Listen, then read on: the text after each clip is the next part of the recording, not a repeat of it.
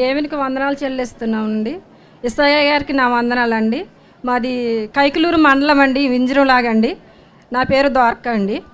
మా బాబు కోసం, పిల్లల కోసం ఇసయ్య గారి దగ్గరికి 2024 సంవత్సరం డిసెంబర్ 30 భీమవరం జరిగినప్పుడు వెళ్ళడం జరిగింది. ఇసయ్య గారితో ప్రార్థన చేయించుకున్నాము.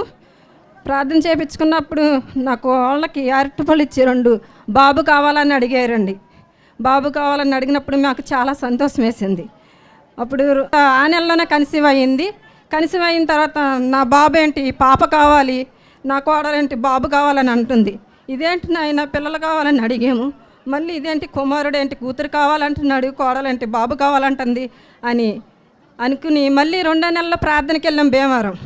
వెళ్ళినప్పుడు పాప బాబు కావాలని 2 సార్లు నేను అడగడం జరిగింది అయ్యగారిని. తర్వాత 2వ రోజున హాస్పిటల్కి వెళ్ళారండి. హాస్పిటల్కి వెళ్ళినప్పుడు 2 బేబీలు ఉన్నారు పాప కడుపులో అని చెప్పారండి. అని 3వ నెలలో స్కానింగ్కి తీసుకెళ్ళారండి, ఏలూరు రాశారండి. 3వ నెలలో 3 అని చెప్పారండి. నాయనా మేము ఊహించలేదు. 2ని అడిగాను, ఫస్ట్ బాబుని అడిగాను, తర్వాత 2 పాపని బాబుని అడిగాను, తర్వాత 3 ఇచ్చాము. నాయన నీకు లెక్కలేని వందనాలు స్తుతులు స్తోత్రాలు చెల్లించుకున్నాను.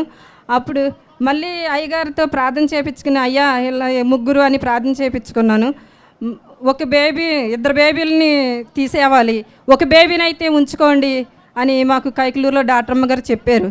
చెప్పినప్పుడు ఇదేంటి తండ్రి నువ్వే ఇచ్చావు, నువ్వే కాపాడాలి, ఇచ్చిన వాడికి తెలీదా కాపాడటం అని నేను అన్నాను. మా బాబు అయితే అమ్మ వద్దు అబ్జర్వ్ చేసుకుందాం అని చెప్పాడు. దేవుడే ఇచ్చాడు కాబట్టి దేవుడే కాపాడతాడన్నానా, నువ్వేం మాట్లాడొద్దు వచ్చేసి హాస్పిటల్ చూపించుకుని అన్నాము. మేము విజయవాడలో రెయిన్బో హాస్పిటల్లో చూపించుకున్నామండి. అక్కడ డెలివరీ అయింది కోడలు, 2 పాపలు 1 బాబు అండి. ఇదే నా సాక్ష్యం అండి. 4 టీవీలకి కానుకిస్తున్నామండి. ఈ సాక్ష్యం దేవుడు దీవించిన కాకండి.